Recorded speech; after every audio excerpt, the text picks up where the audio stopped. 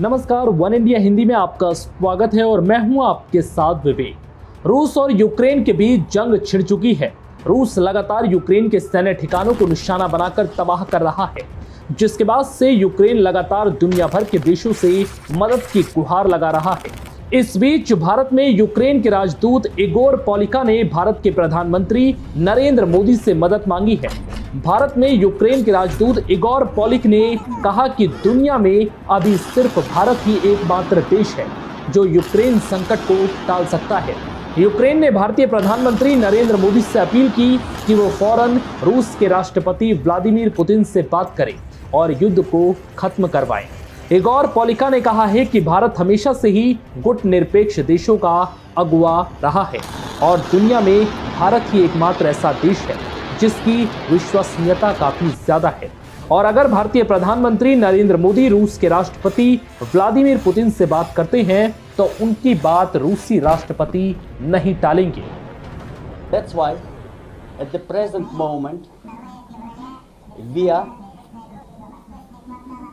asking, pleading the support of India. India is the powerful global player, and in case of aggression of totalitarian regime against democratic state, India should fully assume its global role.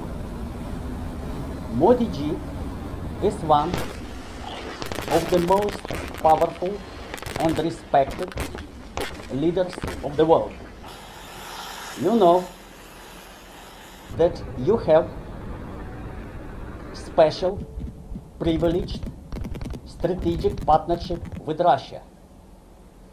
I don't know how many world leaders Putin may listen to, but the status of Modi ji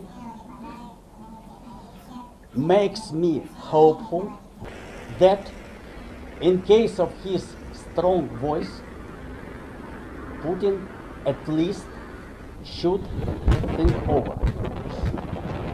We are expecting for much more favorable attitude of the Indian government in this crisis situation. Ukraine रूस विवाद पर भारत के रुख की बात करें तो वो अब तक न्यूट्रल रहा है। मतलब भारत अभी तक युद्ध या गतिरोध में किसी भी तरफ नहीं है। विदेश मंत्रालय की तरफ से गुरुवार सुबह भी कहा गया कि भारत का स्टैंड इस जंग पर न्यूट्रल है और उनको शांतिपूर्ण समझौते की उम्मीद है। इससे पहले संयुक्त राष्ट्र की आपातकालीन मीटिंग में भी भारत ने कहा था कि उसकी चिंता 20,000 भारतीय लोगों को सुरक्षित निकालने पर है और उसकी सुरक्षा को लेकर है, जो यूक्रेन में पढ़ाई करते हैं या किसी काम से गए हैं। फिलहाल इस वीडियो में इतना ही। नमस्कार।